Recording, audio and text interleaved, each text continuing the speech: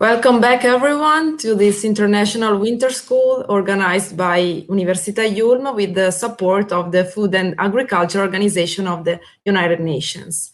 So this afternoon, we will talk about food ecological footprint with Isaac Guzman.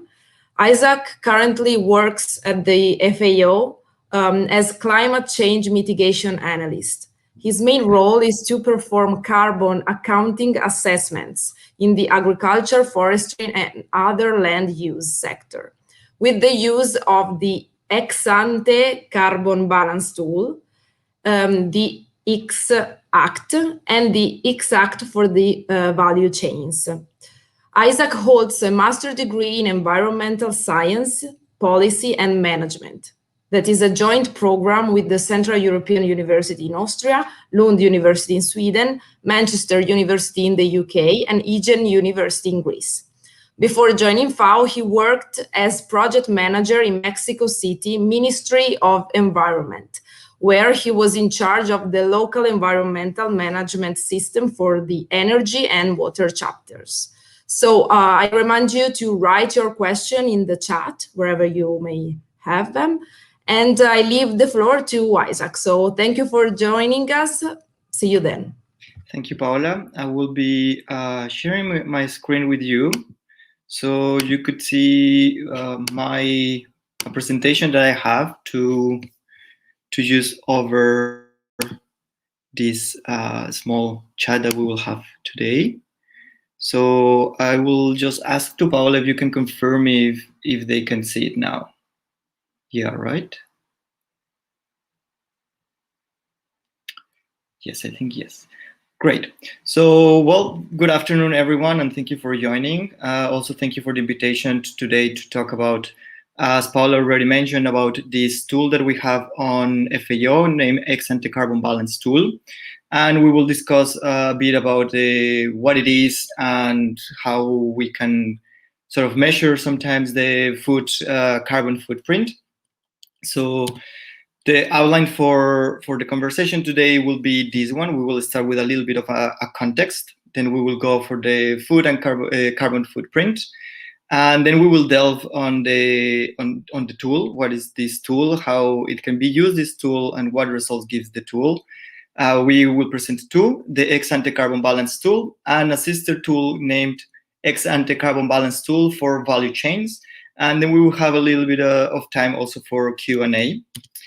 And just to start, let's put what is the current situation and how I would like to call it now, our current challenge. Let's have this global picture. And now it is expected to have that by 2050, the population will increase at 10 billion globally, where more of 50% of them will be living in cities. So we are transitioning in an urbanized world. We are also quite far to achieve the SDG 2, that is zero hunger. 8.9% of people globally are undernourishment or food insecure. On top of that, food demand is expected to increase up to the 60% more of 2006 baseline. So this gives us a big challenge, that it is how to meet the increasing global population food demand and yet minimize greenhouse gases emissions, meanwhile adapting to a changing environment. As probably you know, like all various activities within one of the food release emissions, and that creates global warming. Say that we have the Paris Agreement, and the special report created by the IPCC, the Intergovernmental Panel of Climate Change in 2008, look into the global warming pathways of 1.5 or 2.0, 2.0 degrees. This report highlights a number of climate change impact that will be possible to avoid if we keep only the warming on 1.5, or what will happen compared to a 2 degrees Celsius. So in the 2 degrees pathway, the CO2 emissions should be declined as 20% between 2010 and 2030, and become zero by 2075. In a 1.5 pathway, emissions should decline at 45% between the same years and become zero by 2050. However, the difference are significant between these two, with this half degree. Just to give you an idea, by 2100, the global zero level could rise above 10 centimeters more, with than from 1.5 to 2 degrees. What is this? Even thinking 10 centimeters matters is because it might flood, put underwater several cities, a few big cities like La Hague in the Netherlands and Miami in the US, or Rio de Janeiro in Brazil. But also the most affected ones will be the small islands around the Pacific. This report then established that, that limiting global warming to 1.5 degrees, it will require a rapid, far-reaching, and unprecedented changes in all the aspects of society that we are taking nowadays. So putting this as our general global challenge on environment, climate change, and food, and the food demand that is coming, let's delve a little bit more on what it is about the carbon footprint. Carbon footprint actually has been quite debated. There are several definitions of what it is a carbon footprint, what is not a carbon footprint too. But for the sake of this presentation, we will stay with these two partial definitions. The carbon footprint usually will be described related to the amount of greenhouse gases emission sources. This could be direct or indirect, the sinks and storages of a certain activity, product, population, company, or service. So basically, the carbon footprint, we could put it to any product. We could talk about textiles carbon footprint, industry carbon footprint, personal carbon footprint, and so on.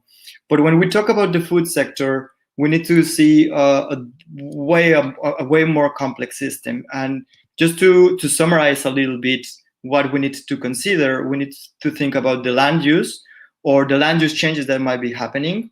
This is taking into consideration the above and below ground changes in biomass, also the fluxes of different gases, and the carbon pools stocks. We need to look into the farm activities.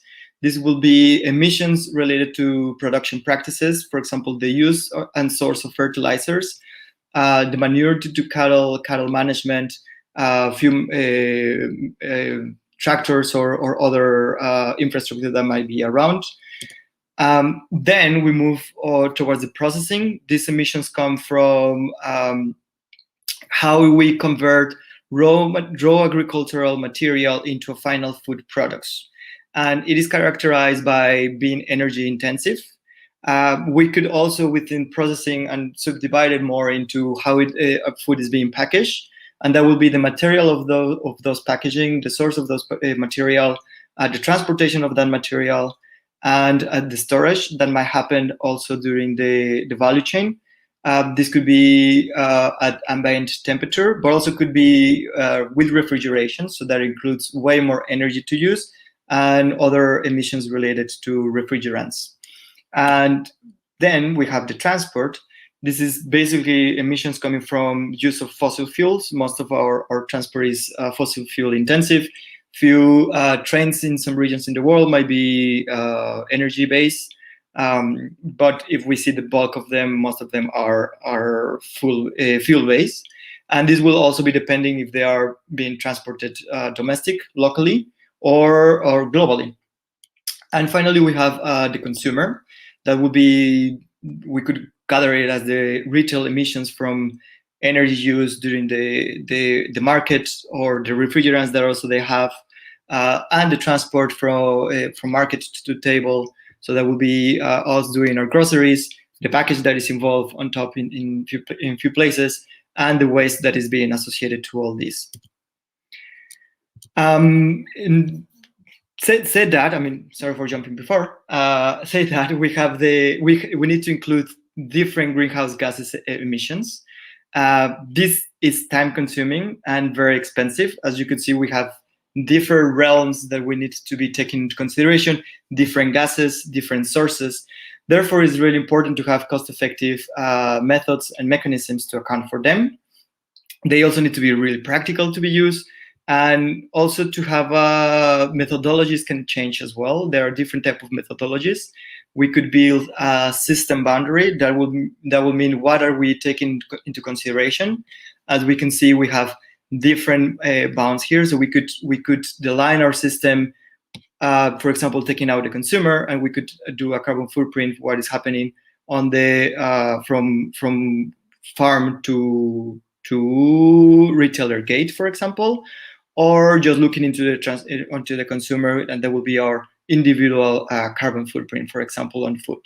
So having a methodology or a method to follow up, it's also important.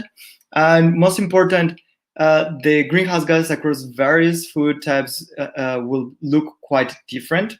Just to give you an example, due to climate, land use activities, how lamb is being produced in New Zealand will be different on how lamb is being produced in Germany.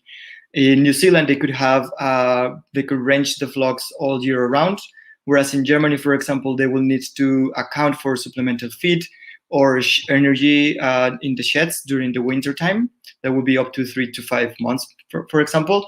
Then some studies have shown that energy intensity will be quite different between these two countries producing the same product food. Then in this picture, I know that you are not able to see it quite well, but what I want here to focus is just this color code. So green and brown are what is happening in the land use or farm base. And if we see this line, this is a really interesting report. It accounts for greenhouse gas emissions from 20 different food products that are listed in the left side. But what I want you to pay attention is like this brown and green are really most of the share on most of the products that we have. Those are coming from the from land-based emissions. And this is also to show a little bit that there is great difference in greenhouse gases across various food types. Few of them will be more energy intensive, more land-based intensive, and so on and so forth. So now that we talk about this big difference on the first stage, we need to think how food is being produced and how it is being produced. Within the jargon on greenhouse gases and following IPCC, this is called AFULU. This is the agriculture, including livestock and fisheries, forest and other land uses. And this has a quite relative unique place as a sector, because it not only contributes to climate change, it is also highly sensitive to climate change. And the figure what shows here is how much share of emissions globally the AFULU sector is responsible for. And we can see it's 24%, roughly divided 12% from agriculture and 12% from forestry and other land uses.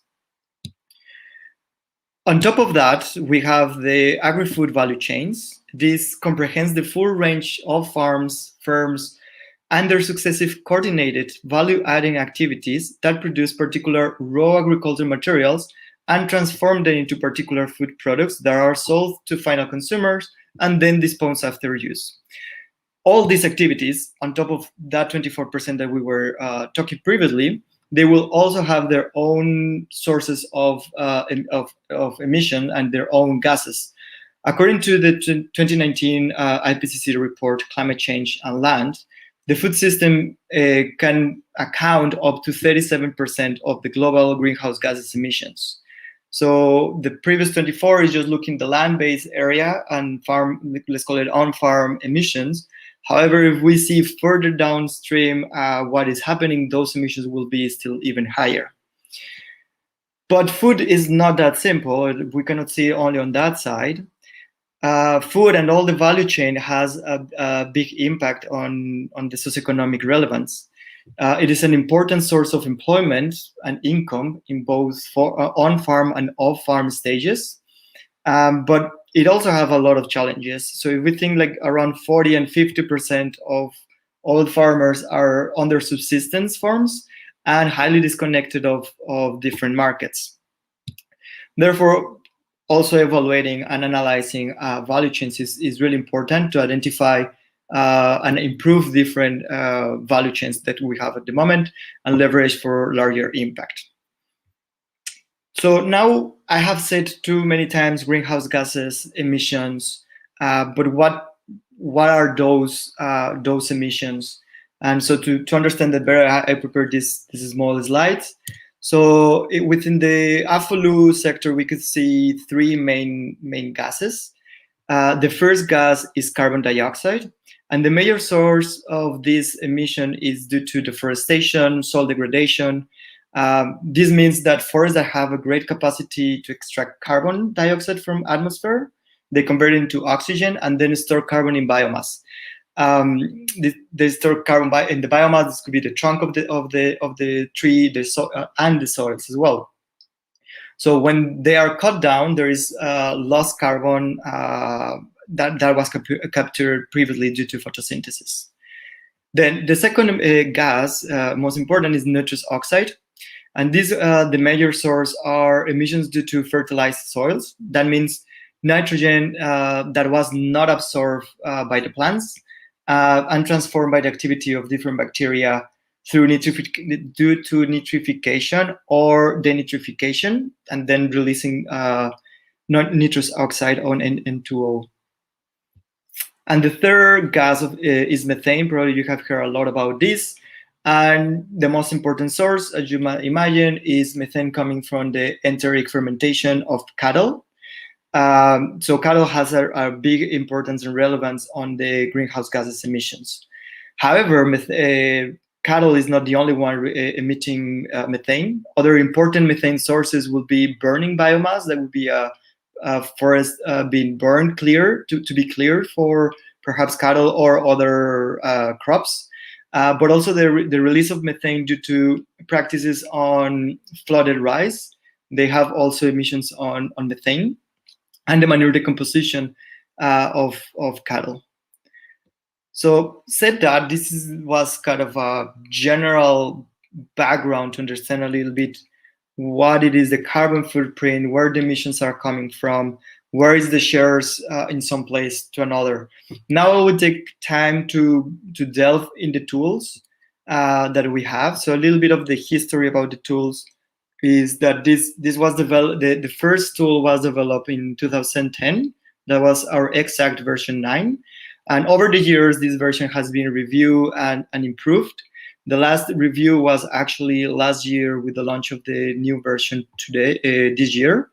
That is the version 9, and that is to comply with IPCC guidelines methodology. And then we have the exact for value chains that I will be also speaking of today. This tool was developed on 2006, and we also reviewed it last year, and we had also the launch this year. So we have brand two new versions of the tools. And we have a third tool called Biodiversity Integrated Assessment and Computation Tool, BINTACT. This tool seeks to provide a quantitative and qualitative approach assessing biodiversity. I will not go in depth on that one, but also it's really interesting if you want to Google it and go and take a look into it too. So what is EXACT? EXACT is an Excel-based tool. It's free to use, free to download, quantifies the amount of greenhouse gases released or sequestered from activities in the AFOLU sector. So all those activities that we were speaking before. It requires activity data on agricultural practices, resources use, and land use changes that a specific might bring around. And calculates the estimated greenhouse gases impacts in tons of CO2 equivalent for that implementing project that we are thinking of. Why do we develop, or why does EXACT was developed? As mentioned previously, there are many methodologies to assess greenhouse gases emissions. Most of the time, they are quite complex. They require high specialization. They can be expensive on retrieving data and which data is being followed. So these are just an example of tables that needs to be followed, formulas that needs to be followed. and so on. So it was tried to create a tool that is a little bit more simpler without compromising the robustness of the tool. So it's way more cost effective on the time that we are putting into doing the analysis. It's more practical, and it could be repeatable. It's a replicable method for us to do, and that gives consistency also on the analysis. As said before, we have different sources, different gases, and what we see in this picture or in this diagram on the right-hand side below here is the largest part of greenhouse gases emissions. This is coming from land use change, land conversions. That is when we clear, for example, a forest to graze cattle or to create a monocultive, for example. And that gets around 5.9 million tons of CO2 equivalent. The second more important source is nitrous oxide, as mentioned previously, for fertilizers. That accounts for 2.1 million tons, and methane, 1.8 million tons of carbon dioxide. Now, I have been saying carbon dioxide equivalent, but what is carbon dioxide equivalent? Since we have three main gases, carbon dioxide, nitrous oxide, and methane, those gases are different. So we could think they are different currencies. So if we want to compare them, we need to have one similar currency, and this will be our carbon dioxide equivalent. So how do we get about this comparison, or how do we transform these different currencies into the same one? Each of these gases has something called global warming potential. The global warming potential is also a measure on how much heat a greenhouse gas traps in the atmosphere up to a specific time horizon relatively to carbon dioxide. That means that carbon dioxide is our equivalent unit to carbon dioxide equivalent. But they will be different with methane and nitrous oxide. So, for example, methane is 34 times more powerful than carbon dioxide. In other words, a ton of CO2 is 1 ton of CO2 equivalent, but 1 ton of methane will be 34 tons of CO2 equivalent. And with nitrous oxide, this is different. This is even way more powerful. It's 298 times more powerful than carbon dioxide. So with greenhouse gas appraisals, an accounting tool like Exact it's common and it's better to have this common currency. This is our tons of CO2 equivalent. And that's why when you are looking into carbon footprints or different products, you will be looking into this unit. And yeah, you can understand it a little bit better now. So with the mitigation options, as mentioned previously, we have different, or agriculture sits in a special place. It's a contributor of climate change and really affected for climate varieties, like that could be increase of precipitation, temperature changes, that will be affecting the production. So it is important to do activities or some actions that actually be able to mitigate options. So on the one hand, we can reduce our sources, such as methane from livestock emissions or from the use of fertilizers, but we also have the ability to increase sinks. So the idea of, and giving here just a few examples of what of the things that it could be done, is we can reduce CO2 by decreasing the rate of deforestation or increasing the adoption of improved cropland management practices. In order to reduce methane or nitrogen emissions, we come from improving animal production, having more efficient irrigation, water management, for example, better nutrient management. That would be using the 4R methods when we use fertilizers. That is the right source, the right rate, the right time, and the right place. And we have the ability to increase our sinks, increase our carbon sequestration by restoring degraded soil, increasing organic matter inputs to the cropland. Agroforestry is another activity, or, for example, improve grassland management, etc. So all these, how do we translate that into the tool? It's quite simple. The user will be able to consider different activities given by a project. So the tool is project-based. That means that the user could choose different hectares of avoided deforestation, or afforestation that wants to take into place, or restoration of grasslands, for example, or, for example, the number of heads of a cattle to increase or decrease or maintain. That would be different aspects. Then the tool will calculate the impacts of greenhouse gases emissions fluxes, such as carbon dioxide, methane, and nitrous oxides, and the changes on carbon stock pools. That it's 5 pools: above ground biomass, on the ground biomass, soil, litter, and deadwood. And then with that, we have our greenhouse gases emissions and carbon changes accumulated by the project. These are compared under 2 scenarios, one without and one with. And then we have our carbon balance in terms of CO2. So for the sake of our tool, we define the carbon balance as the net balance from all the greenhouse gases emissions that were emitted or sequestrated due to a project implementation as compared to a current scenario. So we need our baseline. Trying to explain this in another way, we have our activity data. Let's think that our activity data will be a project on silvopastoral practices. That means we have an area with shrubs and also with cattle. So we are not clearing an area from trees to just have grazing activities. So we combine it. That's an agroforestry system. And we have our emission factors. An emission factor is a given quantity of potential of carbon that one activity might have, and these are defined by a default system. This could be implemented by specificity of the region, country, but since the tool use IPCC, we gather first the IPCC data. That would be according to the localization of the place, the soil, and the climate. And this will trigger these agroecological zones emission factors that the user could eventually add up a more refined information.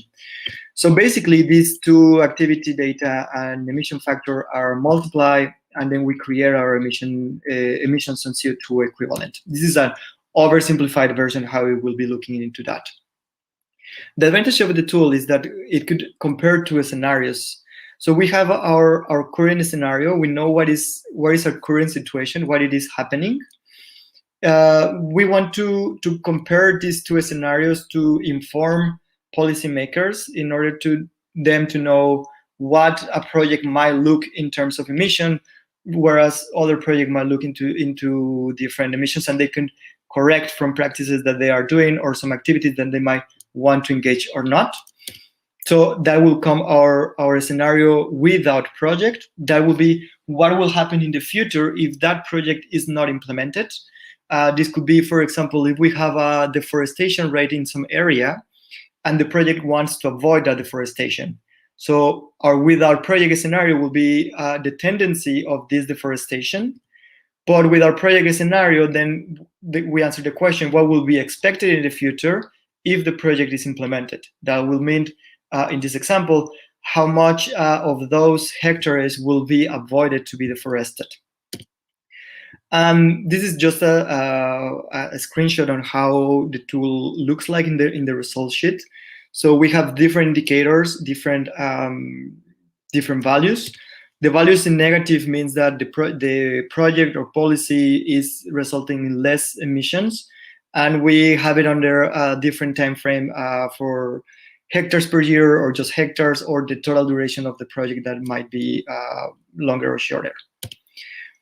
That's overall the exact value chain, and that is what we are looking in the on-farm or on the production side. Then we have our tool that is the exact ex-ante carbon balance tool for value chains. This tool has an overall objective to provide a more holistic approach, assessing the environmental impacts, So it also looks into the emissions of CO2 equivalent by sector and actor. So we know that we have, with value chains, a more complex system where we have different actors engaging in different activities, and therefore these activities will be also releasing emissions, and it will be accounting afterwards as our carbon footprint of a specific food product. But at the same time, it assesses the economic impacts determined in wealth accumulation along the value chain and the number and nature of jobs created along the value chain, and the societal impacts of the value of the value chain. This will be at the level of participation, ownership, and leadership that women or youth could be engaging within a value chain. So in this framework that looks similar to our first slide of the presentation, we have our different activities around. We already covered this part on how exact look into the emissions coming from the production side, from production inputs, production practices, some land use change that might happen or not. And with the exact VC, what we are looking is further downstream. What is the processing, the handling, packaging, storage, or transportation? And we look into the indicators on economic indicators, as mentioned previously. It could be the value added on the labor that will be created, and the gender component on women on the share of women participating within that value chain.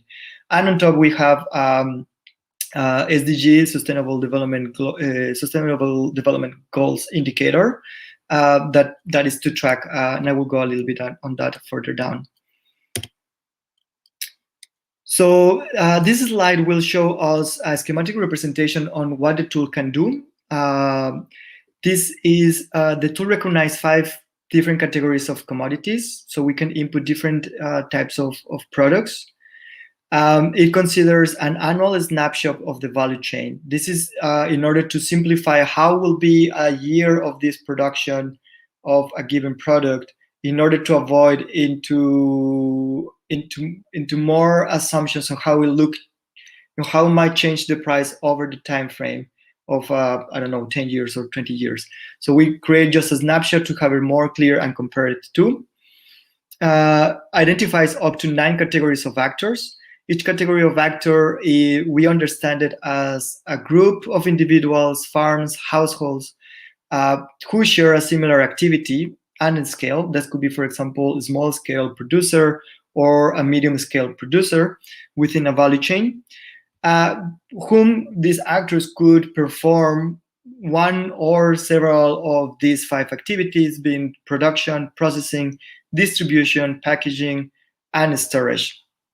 And the tool will allow us to carry out also a comparison under 2 different scenarios: a current scenario, what is happening at this moment, and our planned scenario, what we would like to achieve with the implementation of our project. And just to exemplify a little bit more down this, let's say that we have we could do an analysis using a grain or a perennial crop. Then we will choose our category of actor. We recognize that different actors might be doing different activities. Let's say that this actor is a smallholder who can only produce. But let's say that we have a second actor, that this is a mid-sized producer. So that means that they also have a land area to produce, for example, apples. But also they have capacity for an initial processing that could be a shredding, washing for the apples, etc. But also they have capacity for starting packaging. So they could package part of that washed or shredded apple into, I don't know, could be a can, so it could be bags, etc. And then we have a third actor, that this one is a bigger actor. So they have even way more processing capacity. They can package, they can storage, and even they have a transportation fleet. That could be, and then once we identify our different categories of actors and their different activities, we will give the activity data for each of those actors. This activity data for the greenhouse gas emissions will be according to the activities that they are engaging. So for example, if they are doing some processing, that means that they might be using some energy. So actor B, in this case, or meat producer, we could put how much energy they are using for the shredding or for the washing or for whatever activity they are trying to do. And further down, we will be able to include our activity data on the economic side. That would mean, for example, keeping the same example, how much costs the energy, or how much is the energy that they are paying for that processing. And finally, if the user wants, they could also fill information on how many women are participating on the production section of that value chain, how many are participating on the storage, for example, or the processing, how many of them are being holding a managerial position, or how many of them actually own that stage of the value chain. As you can see, this means that each data is dependent from the other one. So we cannot have a women participation if we don't fill information on the labor side. We cannot fill cost if we are not filling the greenhouse gases data on energy, for example. And finally, as mentioned previously, we have an Sdg tracker. Within the tool, we are looking into five SDGs, that is zero hunger, achieving gender equality and empowerment, all women and girls, SDG 6, clean water and sanitation, SDG 9, industry, innovation and infrastructure, and SDG 12, there is responsible consumption. And this is just overall all the outputs that we can have around the tools. We have the environmental indicators, that is greenhouse gases emissions, carbon footprint that we can get by gathering all these different activities. We could track also the food loss. From our socioeconomic indicators, we have the economic value of climate mitigation, or the gross production value, the net income that this value chain will be producing, and the SDGs indicator as a comparison on how the value chain was previous the engagement of that project. And actually, I prepared a quite short presentation to have a bit more time for discussion and questions. So this will be my general key messages that I will be liking to share here with you. So first of all, the use of cost-effective tools that assess the carbon footprint are of great relevance. Yet they might have great differences in the greenhouse gases results across various food types and even tools or methods. The use of exact value chain propose a standardized way to measure the carbon balance and other indicators that you could see in the agri-food system. And finally, the carbon footprint or the carbon balance, it's just one indicator within a food system, and a food system is way more complex. That means that it has way more other connections with other systems. Food system has been described as a system of systems. So we have health and nutrition, we have water under it, we have economic indicators, and so on and so forth, the cultural part, for example. So this is just one indicator that will give us the climate-oriented emissions that might have. And actually, that will be it for this presentation. So I will close my, I could stop sharing here. And we could look into questions too. I think that would be more interesting, probably where you might have more interest. Now I was just going a little bit faster on the tools and the different tools and what they can do, these tools. So I will be waiting a little bit here for questions if there are.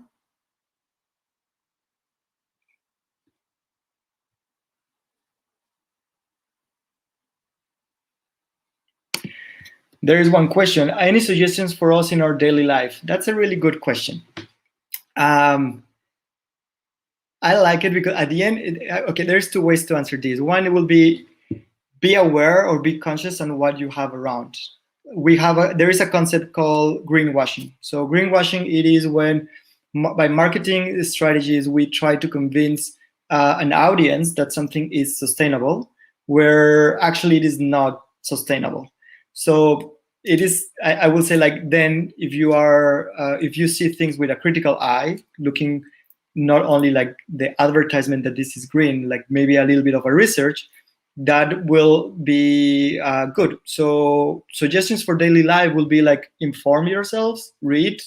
If you have a preference on, for example, being vegetarian, and then you shift to, or vegan, and you shift from cow milk to plant-based milk, you could research also other impacts that they might have and try to find a brand that you like that has more environmental awareness on how they are doing their processing and so on. So that will be my suggestion for what it is on daily basis that you can do. But that could be expanded to different activities too. What are multinational companies like McDonald's doing to reduce emissions? I don't know in particular of McDonald's. I know that there is a trend on big companies to look on how they could improve their processings or how they engage with producers. I think one of the most common examples that exist is around coffee. Quite debatable too. Coffee, it's on demand, growing demand. However, how are the conditions of coffee producers? It's not always the best one. However, there are some big companies that are engaging with the production side and trying to implement some agroecological practices, such as shading that creates, or multistrata that creates a different component in the field. So there is not just monocultives. For McDonald's in particular, I don't have answer, but there should be, and I think, linking to the question before, us as a consumer, we can also put a sort of a pressure. We could always look into their if they have disclosure on emissions or social responsibility reports. We could also look into those, what they are doing, and inform ourselves as well on that side. Sorry.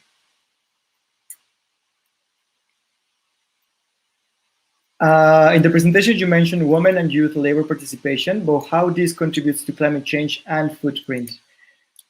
That's a good question too. What the tool does, it look on how women and youth participate within the value chains. How do they have to do? They have a lot to do. If we think how much of the share of women are being the producers, that is, I don't have the number on top of my head, but most of the smallholders actively working are women. However, they are not owners of the land. So that is a big issue on if there are some activities to improve agricultural practices that are only engaging the men, but the ones who are actually doing the activities, or a lot of the activities, are being women.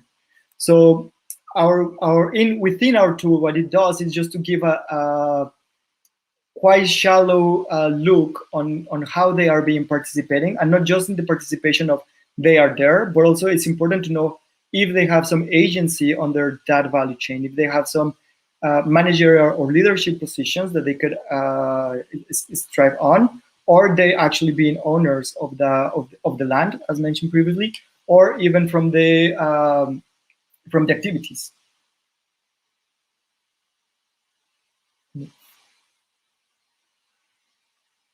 How do we measure the carbon balance in greenhouse? The carbon balance in greenhouse. Okay, I'm not sure if I quite get that question.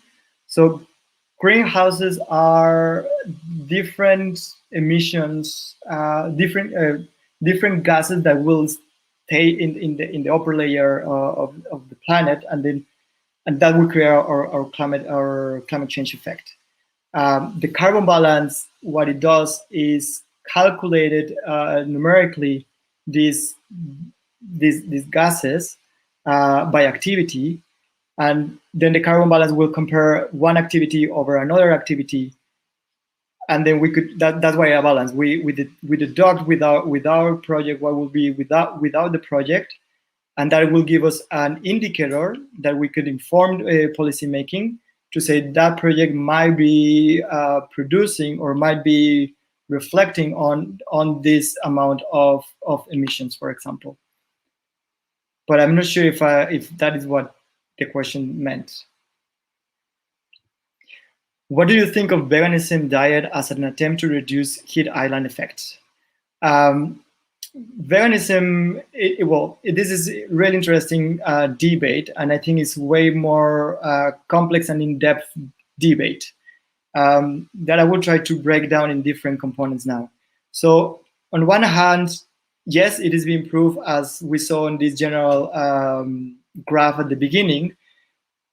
Meat has a higher energy, a higher land, and a higher carbon footprint than plant-based products. That's true. For example, to produce 1 kilo or meat, we need to account for water, we need to account for feed that will go to that cow, plus the area, plus the production system that we have in place. So from that binary point of view, yes, veganism will have a way more lower impact on emissions. However, we also need to recognize, as I said previously, like food systems are way more complex, and also we depend on different layers, on, for example, privilege. So if we think about how many people can afford just a vegan diet, then our indicators will show something different. Usually, if you see some plant-based alternative, they are sometimes way more expensive than meat products. That's also why our food system production in place. So in order to not digress too much about this question, I do think like veganism is a good option to reduce carbon footprint, individual carbon footprint. Yet it might not be reliable for everyone. If we think also on the cultural layer, on traditional layer, most of traditional dishes are meat-based because they were conceived as we are not eating meat every day. Therefore, every time that we have a celebration, we will have meat. So at the end, veganism is one way. Being more aware on how much times meat I consume every week, every day, every month. That's another way. There are some authors using the term flexitarian. That means like not being vegetarian or vegan, however, be more aware on what you are eating and when you are eating. So you could spend months without eating meat, and from time to time you will have meat. The debate also is really interesting because with good livestock management and with good grassland management, there are also powerful carbon sink potentials.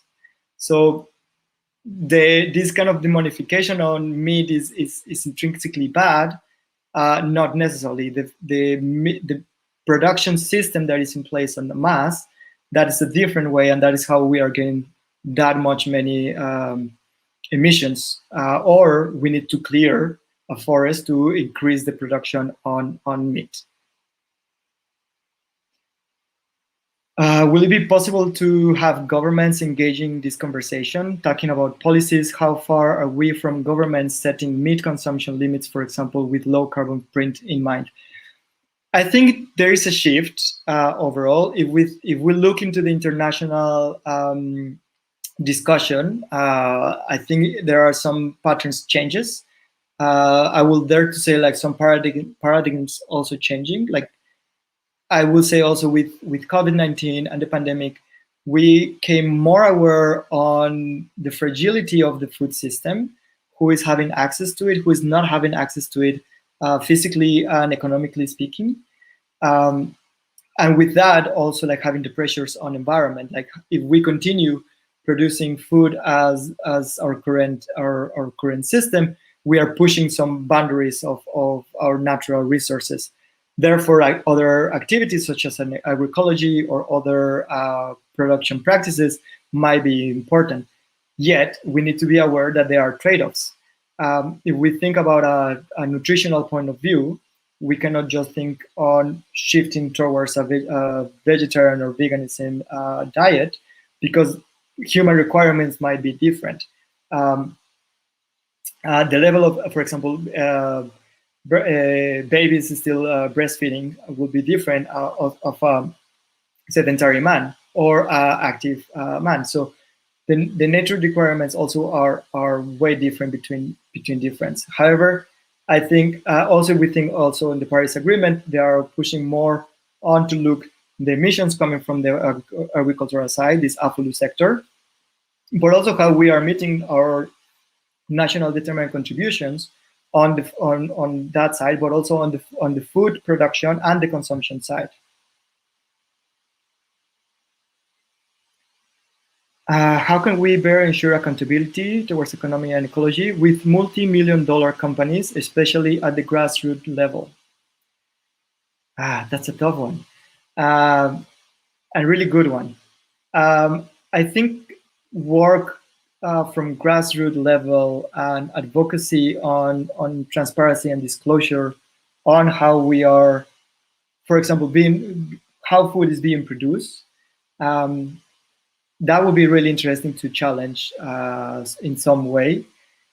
That if I'm trying to think, like a lot of the ultra processed food that if we go to a supermarket, and we see all the ultra processed food, where they are sourcing the raw material, how the production actually goes into, and at the end, I think this is more like advocacy work from grassroots level to push and demand governments to know better. I could give from the top of my head the example that happened in Chile and in Mexico, for example. There were a lot of involvement on NGOs, civil society initiatives, pushing for a labeling towards nutrition, sort of pushing to the big companies to disclose how much sugar they have. They actually pushed too far, in a way, the legislation that avoided to have cartoons or really children attractive images, for example, in cereal, in order to try to avoid children saying, "Oh, I want that because it just looked nice." And Chile documented quite well the success on that. They have it also, as in Mexico, big issues on diets and obesity, and they were like a little bit of a shift on the perception about food. I think like the more people start to get aware on how our food is being sourced, how our food is being processed, how much contributes on emissions or food, that would be still moving forward on this discussion and push towards accountability for our governments as well, and and the private sector too. Let's see. Adopting a plant-rich diet can contribute in reversing climate change. How can we get more people to eat less meat and shift to a more plant-based diet? That has been my personal struggle. I have been vegetarian for a while, and it's really, for those who are vegetarian yourselves or vegan, I'm sure that most of you have had or engaged in a conversation on why you don't eat meat. Meat is so delicious.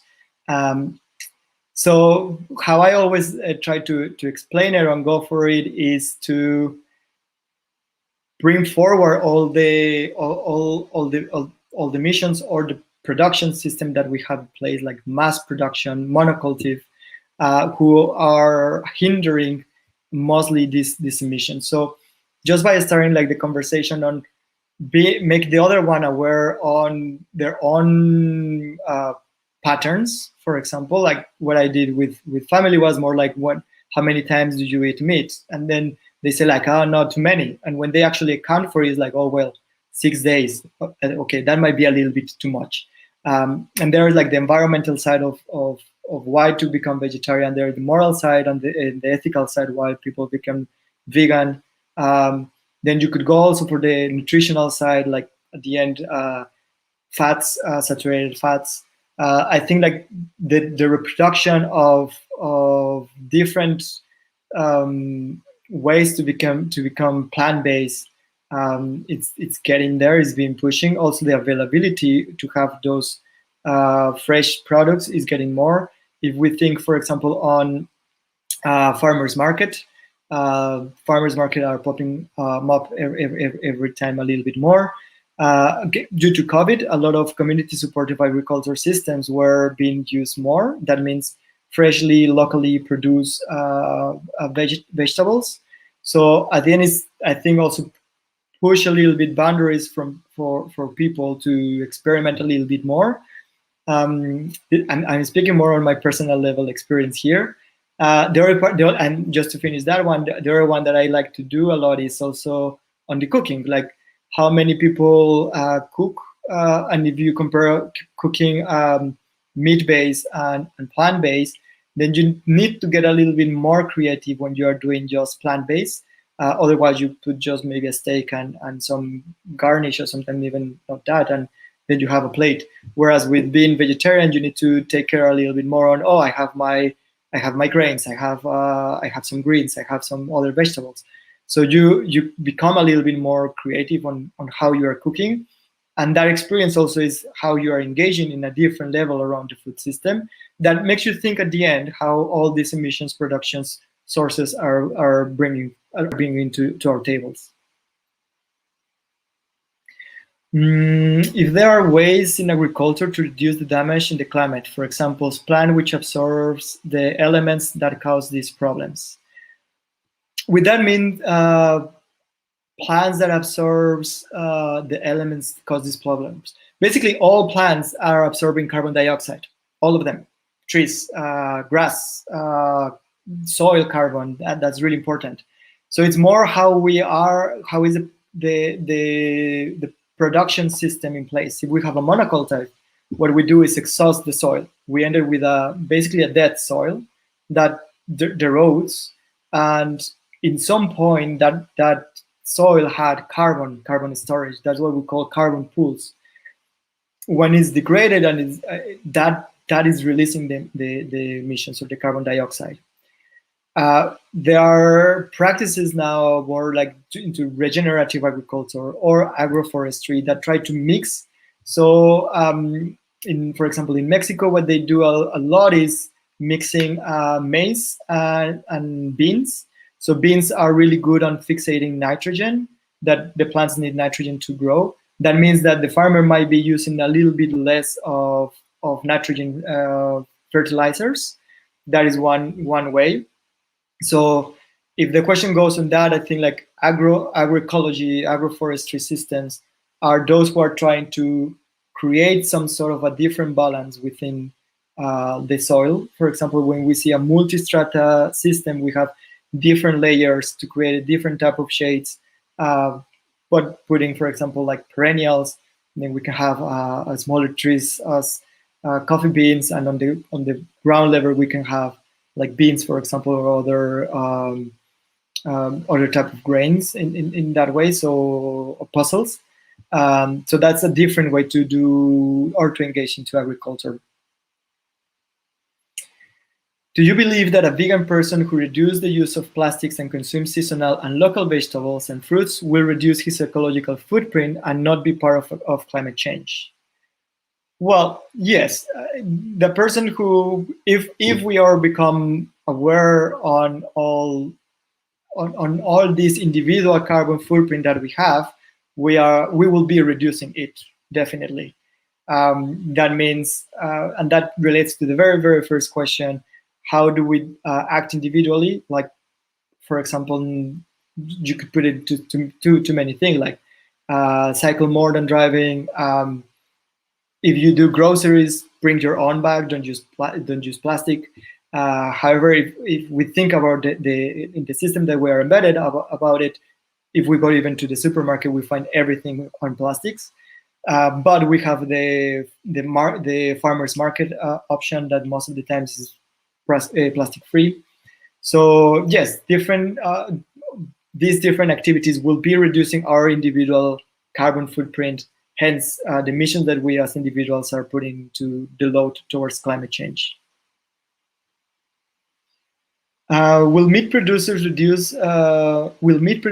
their production, saying that we consume less, or will they just produce the same and throw it away? That's a really good question. Every policy should bear these type of things in mind.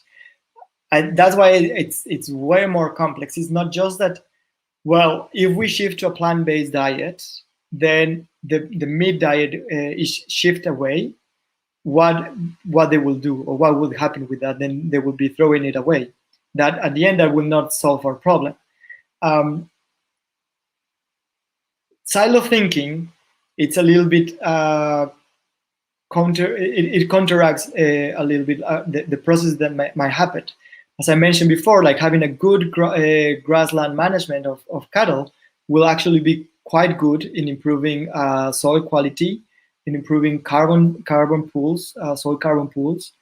But then that means that perhaps we don't have the big numbers of thousands of heads in just one place, but that try to be in some different areas. That means that we don't need to eat meat every day. We need to, or perhaps we eat meat less from time to time. But then if we put the layer who can be actually able to access to that meat will be quite different. So how the question is put is just not, we are not shifting to one and saying like this is old and bad and let's take it out. This is like not necessarily that way. We need to rethink in the ways that we are doing how we are producing meat. Discouraging meat, it's a way that it might be a little bit debatable because yes, it has a potential on how my individual carbon footprint might be affected. But then that would put the questions. But then what I'm consuming? If I am consuming, then I will be a little bit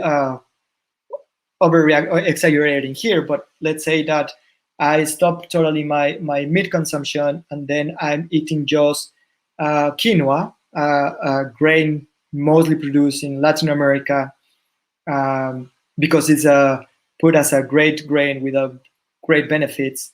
However, I live in Europe. Then where that sustainability actually goes with the emissions could be transferable where the quinoa is being produced. Maybe if it's produced under the same method as monoculture, then there will not be that big difference. So I think like the questions that you are putting are really good because all of them are quite well connected.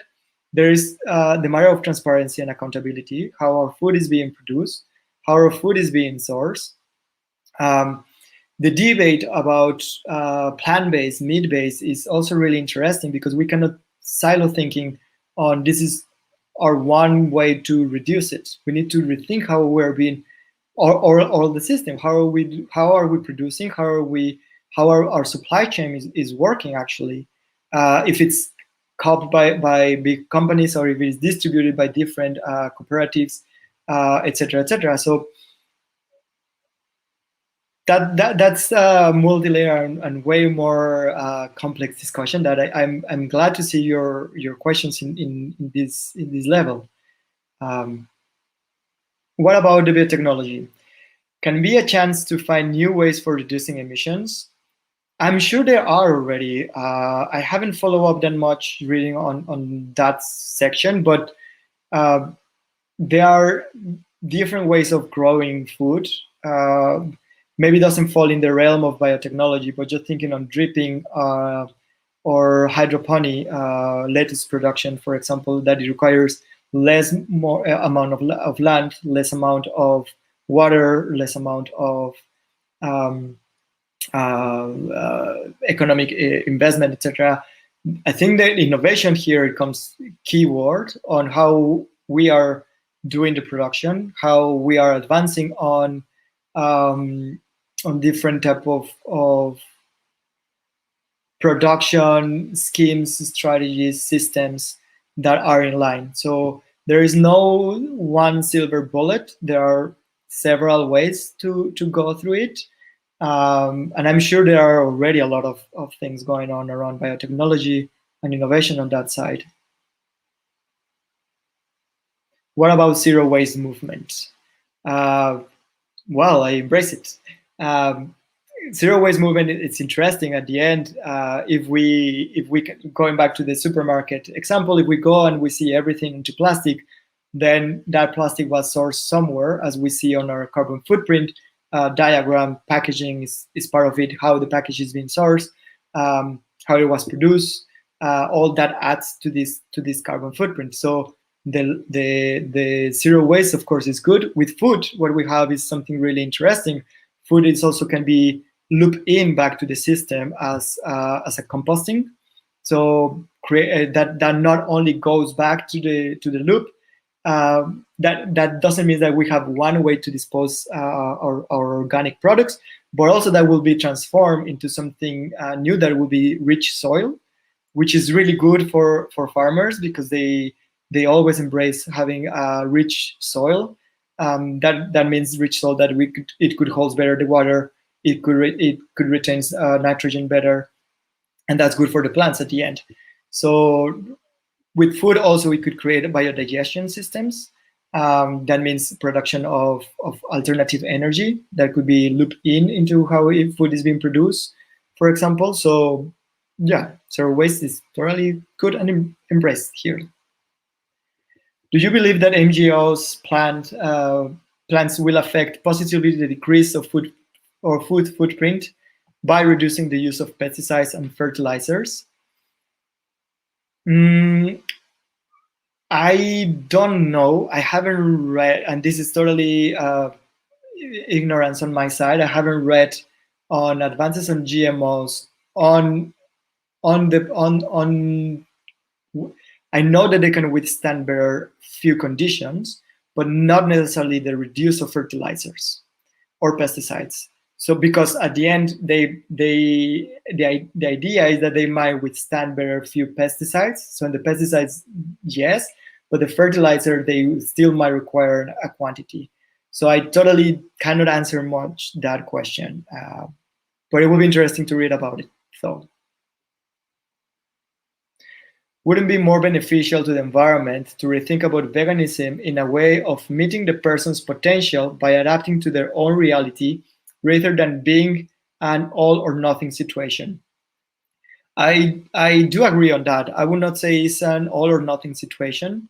It is a way that if we use one indicator that is our carbon footprint, we know the results. There like a reduction on the emissions, but if we see on the level of access of it and how much cost to have a vegetarian or a vegan a diet might differ on the economic situation of each of the population, regionally speaking, culturally wise speaking.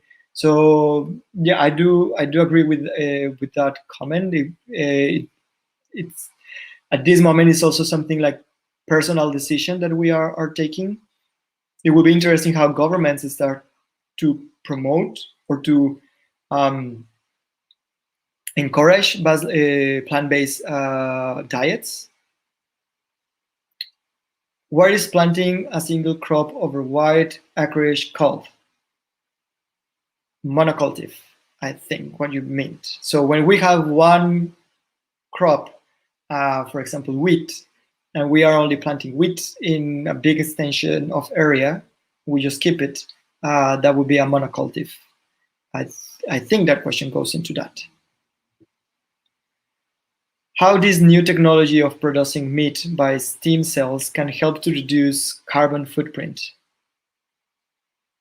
By stem cells, I don't know if they are referring to technology kind of to produce like lab meat. If it goes into that area, the question, I think it has some potential. Still, I think it's on trials and experimentation and going where it goes further. I think it's like all the alternative plant-based options for meat. They have had already a trail period, I think they are getting more into the mainstream and being more widely accepted by people who might not want to quit the meat by taste, but they are environmentally more aware or aesthetically more aware. That's a way for going through. But yeah, I'm not sure if that was the main of the question, but I think that this will be all for now. So I think Paula rejoin us for closing remarks.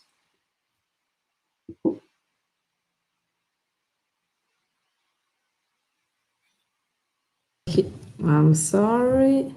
Okay, sorry, I was muted. So thank you very much, Isaac. We had a lot of questions, so everybody is really happy about your lecture. So thank you very much for sharing your knowledge and your experience.